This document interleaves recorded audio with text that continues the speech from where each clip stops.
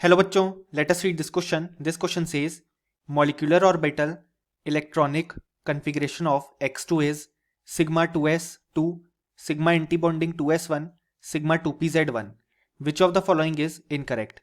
और हमारे ऑप्शंस हैं. Option A, it is excited state electronic configuration of x2. Option B, it is more stable then the ground state of x2 molecule. Option C, bond order of x2 in excited state is 1. Option D, it is difficult to dissociate x2 into 2x atoms in ground state than in excited state. So यहाँ पे हमारे पास molecular orbital electronic configuration given है x2 का कुछ इस तरीके से. अब हमारे पास पूछा गया है कि इनमें से कौन सा स्टेटमेंट इनकरेक्ट है. सो इस क्वेश्चन को सॉल्व करने के लिए हमें जो की कॉन्सेप्ट रिक्वायर्ड है वो है concept of molecular orbital theory.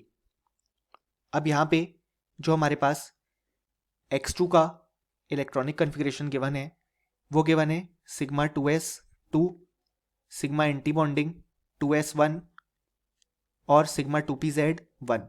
अब इससे पहले हम जानते हैं कि सिग्मा 1s2 फिल हो गया होगा और सिग्मा 1s एंटीबॉन्डिंग में भी 2 इलेक्ट्रॉन फिल हो गए होंगे जो कि यहाँ पे शो नहीं किए गए हैं.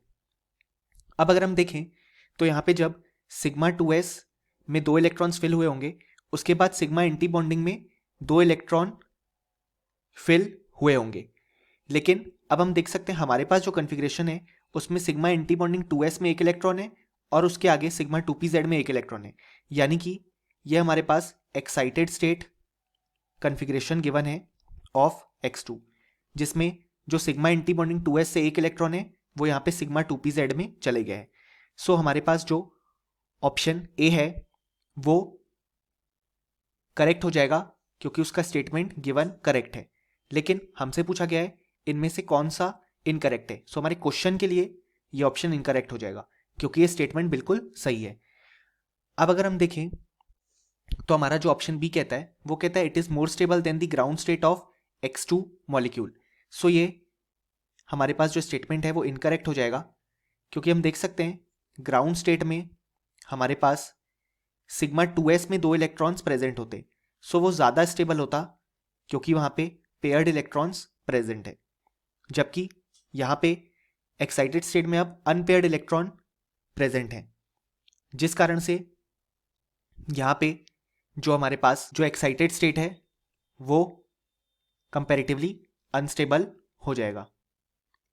सो हमारा जो ऑप्शन बी है वो इस क्वेश्चन के लिए बिल्कुल करेक्ट हो जाएगा क्योंकि हमसे इनकरेक्ट स्टेटमेंट पूछा गया है.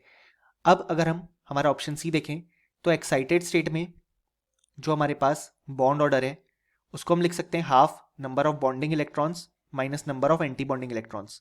सो एक्साइटेड स्टेट में हम देख सकते हैं कि जो बॉन्डिंग में इलेक्ट्रॉन्स होंगे वो हो जाएंगे हमारे पास यहाँ पे 1s में 2, 2s में 2 और 2pz में 1 और एंटी बॉन्डिंग में 1s में 2 और 2s में 1. तो अगर हम देखें तो वो हो जाएगा बॉन्डिंग में 5 और एंटी बॉन्डिंग में 3 यानी कि हाफ मल्टीप्लाइड बाई 2 यानी कि 1 आ गया.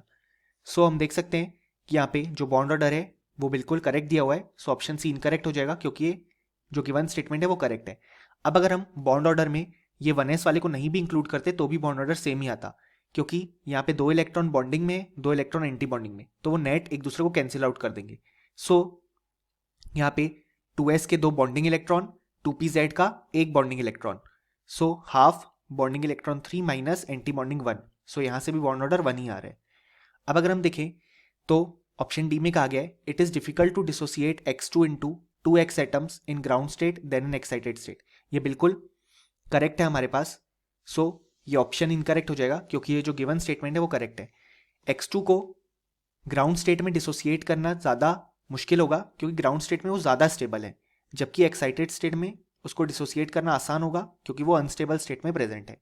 सो अगर हम देखें तो हमारे पास इस क्वेश्चन का जो करेक्ट आंसर हो जाएगा वो हो जाएगा ऑप्शन बी क्योंकि हमसे इनकरेक्ट स्टेटमेंट पूछा गया है तो ऑप्शन बी हमारे पास इनकरेक्ट है. Hope you understood well. Best of luck.